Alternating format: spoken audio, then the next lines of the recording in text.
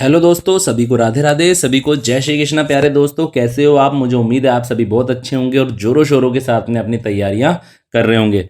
देखिए दोस्तों, हम पढ़ेंगे लॉ ऑफ सेग्रीगेशन के बारे में। किसके बारे में पढ़ेंगे? आज हम मेंडल के सेकंड लॉ के बारे में पढ़ेंगे भैया। किसके बारे में पढ़ेंगे? मेंडल के सेकंड नंबर की लॉ के बारे में पढ़ेंगे। लॉ ऑफ सेग्रीगेशन बहुत इजी लॉ है, एक बार में समझ में आ जाएगा आपको। दोस्तों, सबसे इंपॉर्टेंट बात ध्यान रखना कि लॉ ऑफ सेग्रीगेशन को law of purity of gametes भी कहते हैं। तो इसका दूसरा नाम क्या है? सेकंड नेम है इसका law of purity of gamete. दोस्तों, जो ये लॉ है ना, ये मेंडल के मोनोहाइब्रिड क्रॉस पर आधारित है, क्रॉस पर बेस्ड है। This law is also based on result of Mendel's monohybrid cross. तो दोस्तों, जो ये क्रॉस है, ये जो लॉ है, ये मेंडल के मोनोहाइब्रिड क्रॉस पर बेस्ड है। जानते हो ना आप मोनोहाइब्रिड क्रॉस क्या होता है? ऐसा क्रॉस जिसके अंदर केवल एक कैरेक्टर की हेरिडिटी कंसीडर किया जाता है, मोनोहाइब्रिड क्रॉस कहलाता है दोस्तों। According to this law, According to this law, during gametes formation from hybrid or heterozygous of F1 generation, both alleles separate or segregate to each other. Therefore, it is called as law of segregation, and each gametes carries one allele for each characters. Therefore, it is also called as law of purity of gametes. दोस्तों, तो law of segregation को law of purity gametes भी कहते हैं, monohybrid cross पर based है। और इस लॉ में क्या बताया गया है? According to this law, during the gametes formation from hybrid और हेट्रोजाइगस ऑफ F1 जनरेशन, की F1 जनरेशन में गैमेट्स बनते समय जो F1 जनरेशन के जो बोथ एलील्स है, जो दोनों के दोनों जो एलील्स है, वो सेपरेट और सेग्रीगेट हो जाते हैं टू ईच अदर, एक दूसरे से सेपरेट एंड सेग्रीगेट हो जाते हैं। और एक गैमेट्स में एक करेक्टर के लिए केवल एक ही एलील मिलता है, मतलब कि वन गैमेट के अंदर वन कैरेक्टर के लिए वन एलील ही प्रेजेंट रहता है। इसलिए इसको अपन law of purity of gametes के नाम से भी जानते हैं। अभी पढ़ते हैं अपन। यहाँ पर आप देखिए एग्जाम्पल। यहाँ पर अपन ने टॉल प्लांट ले लिया, हेट्रोजाइगस टॉल, और हमने ले लिया हेट्रोजाइगस। अभी देखते हैं दोस्तों, हमने यहाँ पर लिया एग्जाम्पल के अंदर, ये ले लिया होमोजाइगस टॉल प्लांट दोस्तों, और ये ले लिया होमोजाइगस ड्वार्फ प्लांट दोस्तों।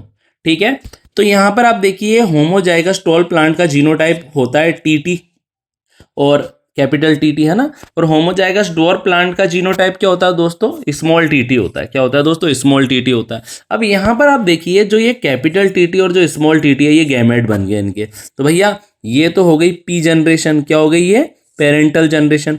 फिर इनके अंदर गैमेट्स बने, तो इस टॉल के अंदर कैपिटल टी एलील वाला गैमेट बना, और यहाँ पर आप देख सकते हैं कि ड्वार्फ प्लांट के अंदर स्मॉल टी वाला गैमेट बना।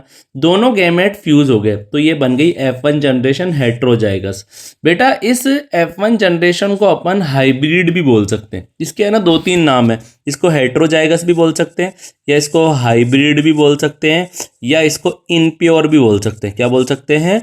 इनप्योर। तो यही तो बताया लॉ ऑफ सेग्रीगेशन के अंदर कि during the gametes formation from F1 generation both allele separate and segregate to each other.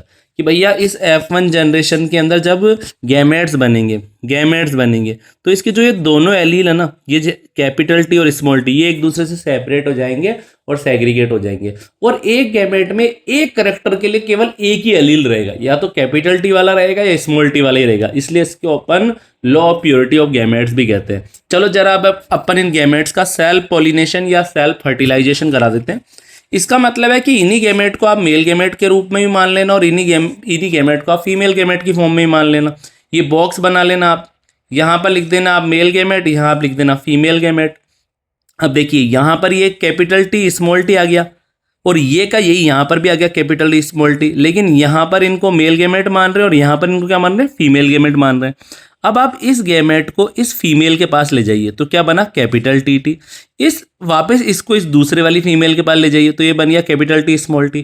फिर इस स्मॉल एलील वाले जो ये मेल गैमेट है, इसको आप यहाँ ले जाइए फीमेल के पास में, तो कैपिटल टी स्मॉल टी बना, और इसको यहाँ ले जाइए तो बन गया small T.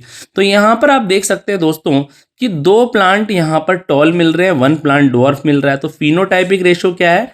3:1, 3 tall and 1 dwarf.